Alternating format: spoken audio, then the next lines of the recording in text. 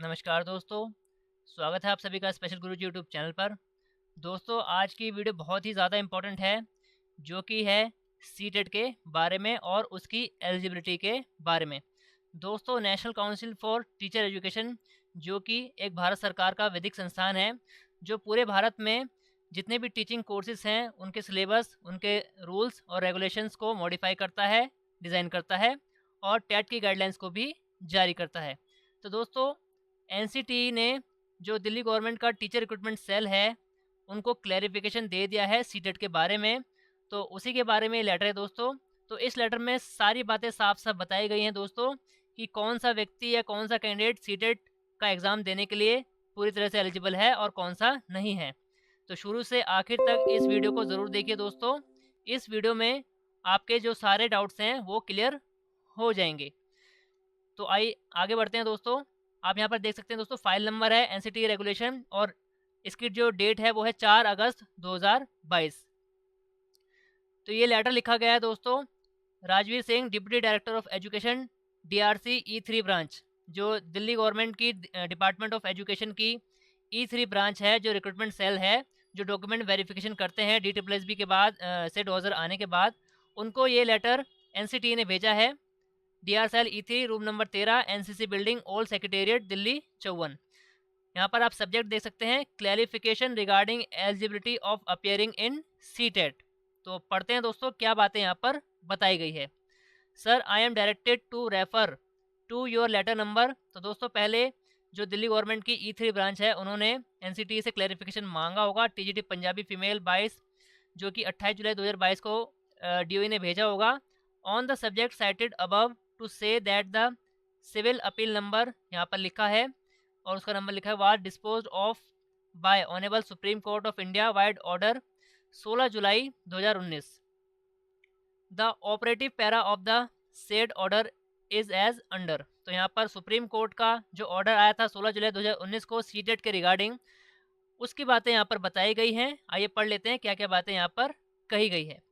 Para 8.3 कह रहा है, as per dictionary meaning the word pursuing means undergoing and और proceeding further.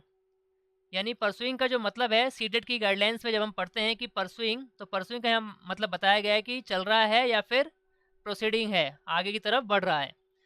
Therefore a candidate who has been admitted in any of the teacher training centre या teacher training course and undergoing the teacher training course can be said to be pursuing such teacher training course and shall be eligible to appear in the TET examination।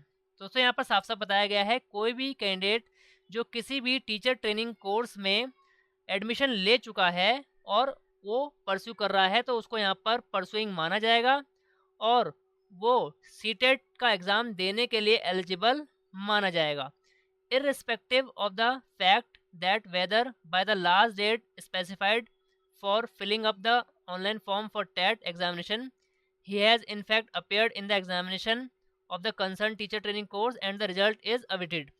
यहाँ पर बोला गया है कि अगर वो course में एडमिट हो चुका है और कोर्स कर रहा है, तो इस बात को बिना ध्यान दिए कि वो एग्ज़ाम दे चुका है या फिर उसका रिजल्ट अवेटेड है, इन सब को ध्यान दिए बिना भी उसको यहाँ पर एलिजिबल माना जाएगा, इररिस्पेक्टिव ऑफ द फैक्ट यहाँ पर बताया गया है। आगे बढ़ते हैं दोस्तों। Pursuing the requisite teacher training course is sufficient to make such a candidate eligible to appear in the TET examination. तो दोस्तों यहाँ पर साफ साफ लाइन लिखी है कि कोई भी टीचर ट्रेनिंग कोर्स अगर कोई भी कैंडिडेट परस्यू कर रहा है, तो उसके टेट में बैठने के लिए उतनी एलिजिबिलिटी काफ़ी है। Therefore on a fair reading of clause 5.2 of the NCTE guidelines, a person who has been admitted in teacher training course and is pursuing he/she can appear in the TET examination। तो दोस्तों NCTE की guidelines के हिसाब से supreme court ने ये बोला था कि कोई भी व्यक्ति जो टीचर ट्रेनिंग कोर्स में एडमिट हो चुका है और कोर्स कर रहा है, वो टेट का एग्ज़ाम देने के लिए एलिजिबल है। तो दोस्तों यहाँ पर साफ साफ बता दिया गया है, यहाँ पर फर्स्ट ईयर के रिजल्ट से या सेकंड ईयर के रिजल्ट से कोई मतलब नहीं है। आपके फर्स्ट ईयर के एग्ज़ाम हुए हैं या सेकंड ईयर के एग्ज़ाम हुए हैं, और कौन से ईयर का रिजल्ट अवेटेड है, इस बात से यहाँ पर कोई भी मैटर नहीं है। यहाँ पर साफ साफ बताया गया है कि a person who has been admitted in teacher training course, यानी आपने एडमिशन ले लिया है और परस्यू कर रहे हैं कोर्स, तो आप टेट में अपियर हो सकते हैं। ऐसा सुप्रीम कोर्ट का ऑर्डर आ चुका है और उसी का हवाला देते हुए एनसीटी ने यहाँ पर क्लैरिफिकेशन दिया है। Para 8.4, therefore it is clear that the respective appellants herein those appointments were challenged were eligible to appear in the TET examination at the time they were pursuing the concerned teacher training course। तो दोस्तों ये जो supreme court का order था, ये उस order की बातें लिखी हैं कि ये बात साफ है कि जिन्होंने भी अपील की है वो लोग उस टाइम पर एलिजिबल थे जब उन्होंने टेट का एग्ज़ाम दिया था, और उनका जो अपॉइंटमेंट है जिस भी संस्था ने चैलेंज किया है वो गलत है।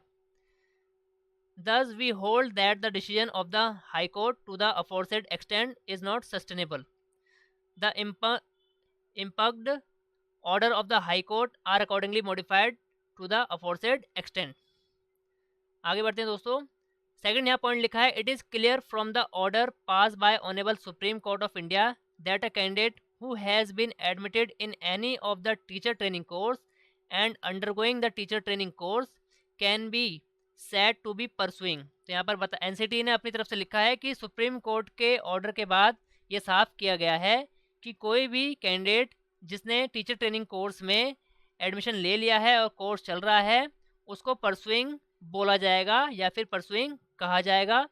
सच teacher training course and a fair reading of clause 5 of the NCT guidelines, a person who has been admitted in teacher training course and in pursuing he she can appear in the TET examination। तो दोस्तों बार बार वही बातें साफ साफ करके बताई गई हैं कि कोई भी एक कैंडिडेट जिसने किसी भी टीचर ट्रेनिंग कोर्स में एडमिशन ले लिया है, भले ही वो फर्स्ट ईयर में है या सेकेंड ईयर में है, उसका रिजल्ट अवेटेड है, वो टेट का एग्ज़ाम देने के लिए पूरी तरह से एलिजिबल माना जाएगा या फिर एलिजिबल है। ऐसा एनसीटी ने यहाँ पर क्लैरिफिकेशन दे दिया है दोस्तों।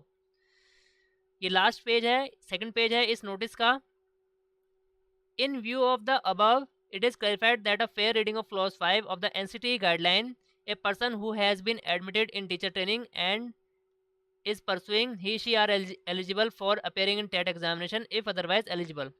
बाकी सारी चीज़ें जो भी चीज़ें मैटर करती हैं टेट के एग्ज़ाम में बैठने के लिए, अगर वो सारी चीज़ें आप पूरी कर रहे हैं, इसके अलावा आपने टीचर ट्रेनिंग कोर्स में एडमिशन ले लिया है और इस बात से अब कोई फ़र्क नहीं पड़ रहा है कि आपका जो है कोर्स फर्स्ट ईयर में है या आप सेकंड ईयर में है या आपका फर्स्ट ईयर का रिजल्ट नहीं आया है या फिर सेकंड ईयर का रिजल्ट नहीं आया है, ये सारी चीज़ें मैटर नहीं करती हैं क्योंकि सुप्रीम कोर्ट का ऑर्डर आ चुका है। सिर्फ और सिर्फ आपका कोर्स में एडमिशन लेना और उस कोर्स को परस्यू करना ही आपके टेट में एलिजिबल होने का पूरा पक्का प्रमाण यहाँ पर साबित होता है। As per extend guidelines of the TET circulated 11 February 2011 as amended from the time to time and notification laid down by NCT regarding minimum qualification as amended from time to time. तो दोस्तों यहाँ पर NCT ने Delhi government की जो teacher recruitment branch है DRC E3 branch, उसको clarification दे दिया है सीटेट के रिगार्डिंग। तो दोस्तों मुझे उम्मीद है आप लोगों के सारे डाउट्स यहाँ पर क्लियर हो गए होंगे क्योंकि सीटेट ने एनसीटी ने बहुत साफ साफ शब्दों में यहाँ पर सीटेट की एलिजिबिलिटी को यहाँ पर अच्छे से जस्टिफाई कर दिया है, क्लैरिफाई कर दिया है। तो अब कोई भी साथी किसी भी चीज़ से ना डरे कि उसका फर्स्ट ईयर का रिजल्ट नहीं आया था या फिर सेकेंड ईयर का रिजल्ट नहीं आया था या फिर उसने फॉर्म कब अप्लाई किया था। सिर्फ और सिर्फ यहाँ पर मेन बात यह है कि अगर आपने किसी भी टीचर ट्रेनिंग कोर्स में जो कि एनसीटी से रिकॉग्नाइज्ड है कोर्स, उसमें एडमिशन ले लिया है, एडमिशन लेने के बाद आप टेट का एग्ज़ाम देने के लिए एलिजिबल माने जाएंगे। आप जब भी एडमिशन लेने के बाद जब भी टेट के फॉर्म निकलेंगे, सीटेट के फॉर्म निकलेंगे, आप वो फॉर्म भर पाएंगे और अगर आप वो सीटेट क्वालिफाई कर लेते हैं तो वो भी आपका वैलिड माना जाएगा। दोस्तों ये था क्लैरिफिकेशन का नोटिस एनसीटी की तरफ से। मुझे पूरी उम्मीद है कि आपको ये नोटिस और ये जानकारी बहुत अच्छे समझ आ गई होगी और बहुत अच्छी भी लगी होगी। दोस्तों अगर आपको ये वीडियो और ये जानकारी अच्छी लगी है तो उस वीडियो को ज़्यादा से ज़्यादा शेयर कीजिए अपने दोस्तों तक और उन साथियों तक शेयर कीजिए जिनकी रिक्रूटमेंट एजेंसी में इस तरह का पंगा चल रहा है कि उनका जो सीटेट है वो वैलिड नहीं माना जा रहा है। अगर यही कारण है तो आप उनको ये नोटिस भेज सकते हैं, ये वीडियो उनको दिखा सकते हैं दोस्तों। दोस्तों, ऑल इंडिया में स्पेशल एजुकेशन और टीचिंग वैकेंसी से जुड़ी सभी प्रकार की ऑथेंटिक जानकारी पाने के लिए हमारे चैनल को सब्सक्राइब कीजिए। इसके साथ साथ वीडियो का नोटिफिकेशन सबसे पहले पाने के लिए बेल आइकन को भी प्रेस कीजिए। धन्यवाद दोस्तों, मिलते हैं आपसे अगली वीडियो में।